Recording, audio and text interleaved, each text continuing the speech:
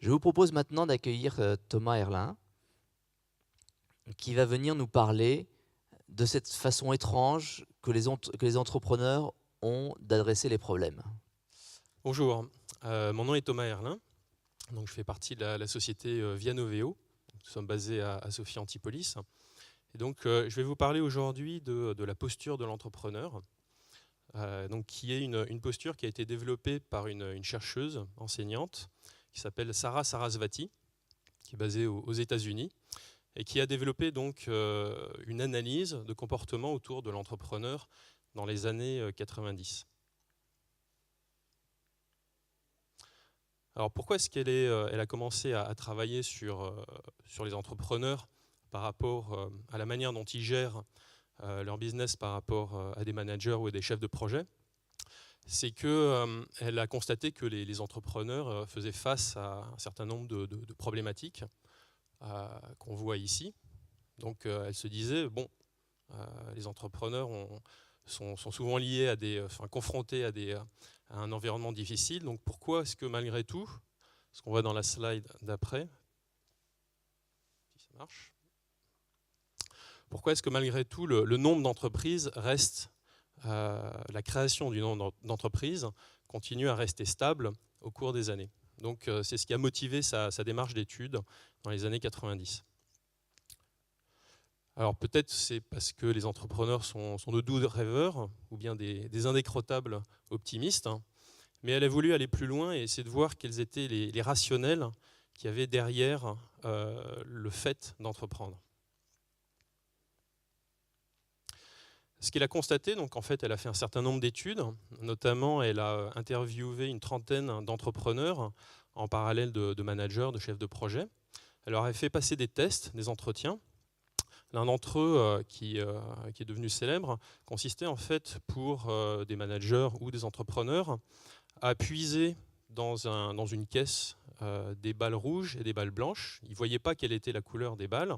Et la règle du jeu était que s'ils puisaient une balle rouge, ils gagnaient 5 $. S'ils puisaient une balle blanche, ils en perdaient 5. Ce qu'elle a constaté, c'est que la réaction des entrepreneurs par rapport aux managers était complètement différente. Les managers, ils ont fait une étude de risque et après ça, ils ont décidé de prendre un certain nombre de balles. Les entrepreneurs ont eu une réaction assez différente, c'est-à-dire qu'ils ont essayé de voir de quelle manière ils allaient pouvoir pénétrer à l'intérieur du sac de balles et essayer de peindre toutes les balles en rouge. Voilà, donc ça montre un peu la différence dans l'état d'esprit entre c'est une anecdote qui montre la différence d'état d'esprit entre ces deux catégories. Ce qu'elle en a retiré, c'est que les managers ont une approche causale, c'est-à-dire qu'ils vont essayer de définir un objectif et de se donner les moyens d'atteindre cet objectif. Les entrepreneurs, eux, ont une approche complètement différente, c'est-à-dire qu'ils vont au contraire essayer de voir quels sont leurs moyens présents et ensuite, de manière itérative, en faisant des tests par rapport à l'environnement, essayer de voir quels différents types d'objectifs ils peuvent atteindre. C'est ce qu'on illustre ici avec ce schéma. Alors Sarasvati ensuite a essayé de comprendre quels étaient les différents types de postures de l'entrepreneur, donc spécifiques à l'entrepreneur. Elle en a trouvé 5 qu'elle retrouvait systématiquement auprès de sa trentaine d'entrepreneurs qu'elle a analysés. Donc je spécifie que ces 30 entrepreneurs étaient à la fois des entrepreneurs de start-up, donc de petites sociétés, mais également de grosses sociétés, avec donc à leur tête des gens qui avaient l'habitude d'innover, d'entreprendre. Donc ces 5 principes sont ce qu'elle a nommé worldview, c'est-à-dire quelle est la vision de l'entrepreneur, quel est le bird in hand, c'est-à-dire quels sont les moyens qu'utilise l'entrepreneur, les moyens qu'il a à disposition. Ensuite, co-création, c'est de quelle manière il va s'associer avec des partenaires stratégiques au moment où il débute son business. Affordable loss, c'est qu'est-ce qu'il est prêt à perdre mais pour gagner plus dans le futur. Et enfin, leverage contingencies, c'est le fait d'arriver à réagir de manière toujours positive par rapport à son environnement ou bien par rapport à des événements. Donc maintenant, on va voir un peu en détail ces 5 postures. Un exemple ici avec le worldview. Donc l'idée derrière cette posture, c'est que l'entrepreneur est comme un pilote dans son avion. C'est-à-dire qu'il a une vision, mais en même temps, il cherche en permanence, au temps présent, à contrôler ses actions.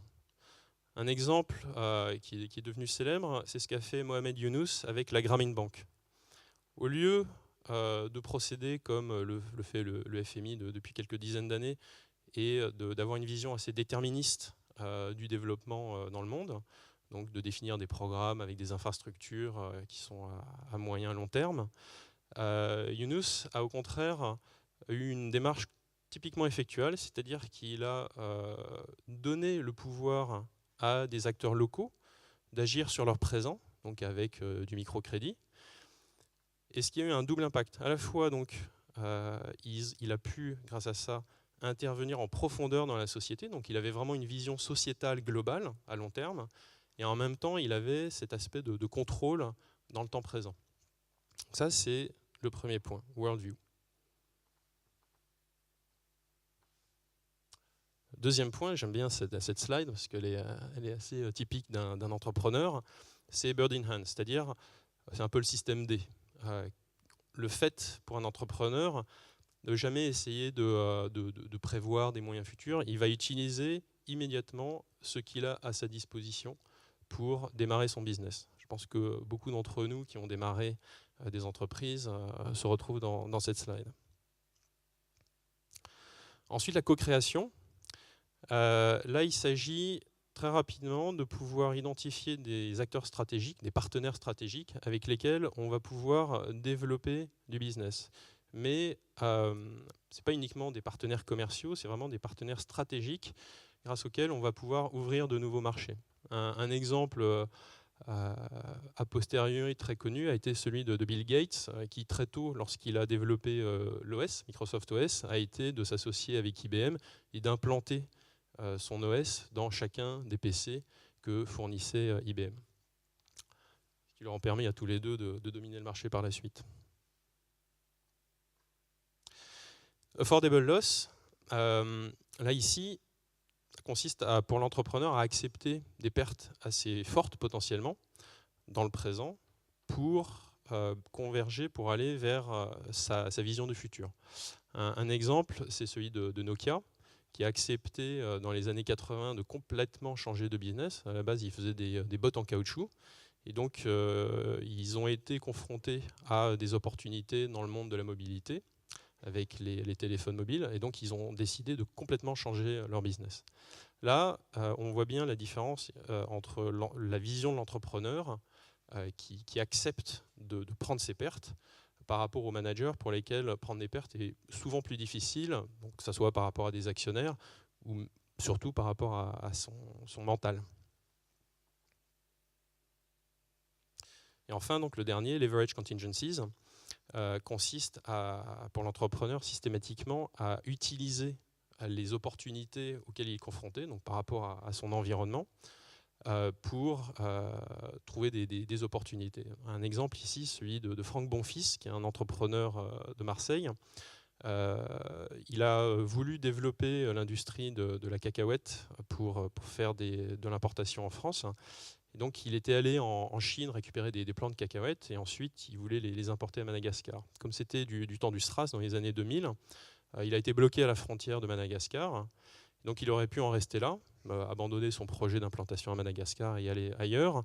Mais au contraire, il s'est vraiment battu. Il a escaladé dans la hiérarchie de la douane à Madagascar, ce qui fait qu'au bout d'un moment, il a été directement en lien avec le ministre des Finances de Madagascar, ce qui, au final, lui a ouvert un certain nombre de portes et lui a permis d'accélérer son business. Voilà. Donc, l'idée derrière cette cinquième posture, c'est de quelle manière profiter systématiquement de son environnement.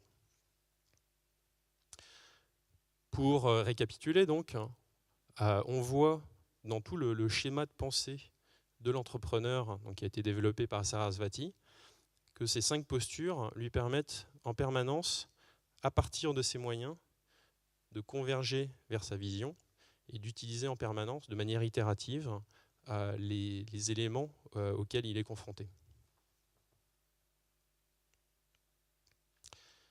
Alors, pour résumer, donc, si on fait une analogie avec le monde de la cuisine, quand vous êtes en causal, donc, comme un chef de projet, vous allez utiliser un livre de recettes, vous allez aller faire vos courses, vous allez faire votre plat, tandis que lorsque vous êtes en mode effectual, vous allez ouvrir votre frigo, vous allez improviser, innover, vous allez faire votre plat, et à la fin, vous aurez des résultats qui peuvent être très variés.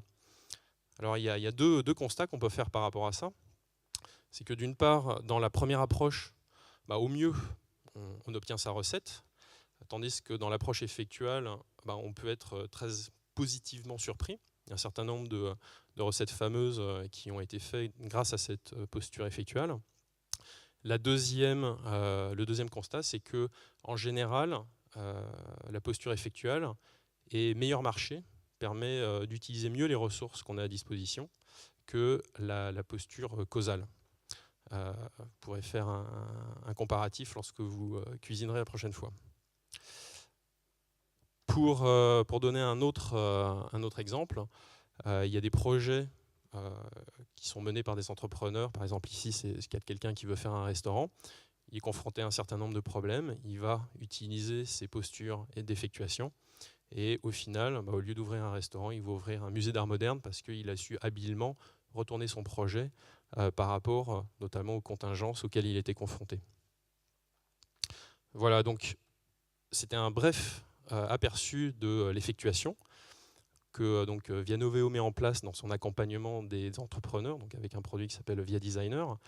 Et ce qui est vraiment la bonne nouvelle dans l'arrivée de l'effectuation dans le monde de l'économie, c'est qu'on passe maintenant d'un état d'esprit où on pensait que les entrepreneurs, lorsqu'ils avaient du succès, c'était surtout dû au hasard ou à des opportunités ou un bon sens.